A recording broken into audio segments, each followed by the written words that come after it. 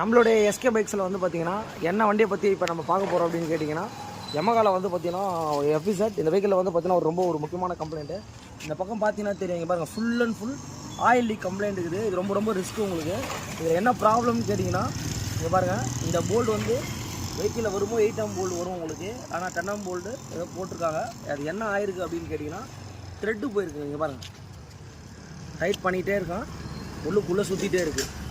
இதனால் என்ன ஒரு பிரச்சனை ஆகும்னு கேட்டிங்கன்னா, இந்த இடத்துல ஆயில் லீக் ஆச்சுன்னா மெயினான ஆயில் ஃபில்ட்ரு வந்து பார்த்திங்கன்னா இங்கேருந்து ஆயில் ஃபில்டர் ஆகி தான் வந்து பார்த்திங்கன்னா டாப் ஆஃப் த ஹெட்டுக்கெலாம் போயிட்டு வரும் உங்களுக்கு. இந்த மாதிரி ஆயில் லீக் கம்ப்ளைண்ட்டை பார்க்காம விட்டிங்கன்னா வண்டி வந்து இன்ஜின் கூட சீஸ் ஆகிற அளவுக்கு வந்து பார்த்திங்கன்னா ப்ராப்ளம் வரும் உங்களுக்கு. அதனால் டெக்னிக்கலாக இந்த வண்டி வந்து நம்மக்கிட்ட வந்திருக்கு. இந்த ஒர்க்கை எப்படி பண்ண போகிறோன்றதை பார்த்துக்கோங்க. ஓகே, இந்த த்ரெட்டு வந்து பார்த்திங்கன்னா எந்த இடத்துல போயிருக்கு அப்படின்னு கேட்டிங்கன்னா இந்த போல்டில் தான் த்ரெட்டு போயிருக்கு. இதை வந்து பார்த்திங்கன்னா இங்கே பாருங்கள், அதை லூஸ் பண்ணி இப்படி வெளியே எடுக்கும்போது பார்த்தீங்கன்னா தெரியும் உங்களுக்கு. இங்கே பாருங்கள், தெரியுதுங்களா? இந்த த்ரெட்டில் வந்து பார்த்தீங்கன்னா இது எல்லாமே அந்த இன்ஜினுடைய தேய்மானம் எல்லாமே இதில் வந்துடும். இங்கே பாருங்கள், உங்களுக்கு கிளியராக தெரியும்னு நினைக்கிறேன் உங்களுக்கு. இங்கே பாருங்கள், இதுக்கு பேர் தான் வந்து த்ரெட்டு போகிறதுன்னு சொல்கிறது. இது வந்து பார்த்திங்கன்னா ஒரு மெயினான ஆயில் சர்க்குலேஷன் உங்களுக்கு. இந்த எஃப்ஜி டைப்லலாம் வந்து பார்த்திங்கன்னா இந்த ஆயில் வந்து சர்க்குலேட் ஆகி தான் வந்து பார்த்திங்கன்னா இன்ஜின் ஹெட்டுக்கெல்லாம் போகும்.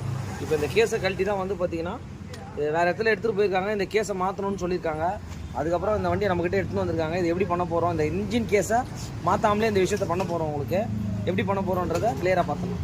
இதுக்காக வந்து பார்த்திங்கன்னா நம்ம வண்டியிலேருந்து இந்த இன்ஜின் கேஸை வந்து பார்த்திங்கன்னா ஃபர்ஸ்ட் ஆஃப் ஆல் நம்ம ரிமூவ் பண்ணி எடுத்துக்கணும்.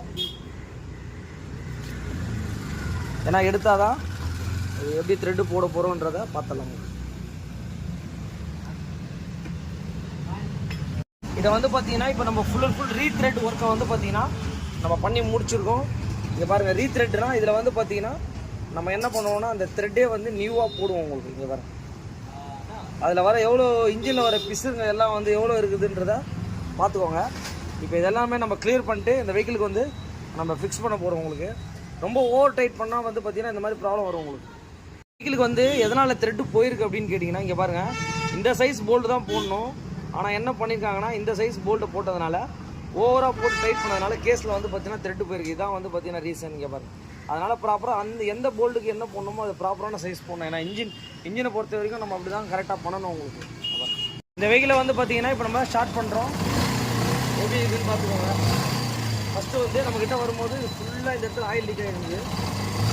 ஒரு கிரிட்டிக்கல் ஜாப்லாம் வந்து பார்த்திங்கன்னா நம்ம பண்ணி கொடுத்துட்ருக்கோம்.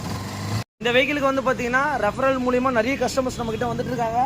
இந்த வெஹிக்கிளை வந்து பார்த்தீங்கன்னா பர்ஃபெக்டாக வந்து த்ரெட்டை போட்டு இதே கேஸ்லேயே வந்து பார்த்தீங்கன்னா ரெடி பண்ணி கொடுத்துட்டேன். இது போல் வண்டியில் ஏதாவது கிரிட்டிக்கல் ஜாபாக இருந்தாலும் எஸ்கே பைக்ஸை கான்டாக்ட் பண்ணுங்கள். வாய்ப்பளித்த அனைத்து உள்ளங்களுக்கும் நன்றி.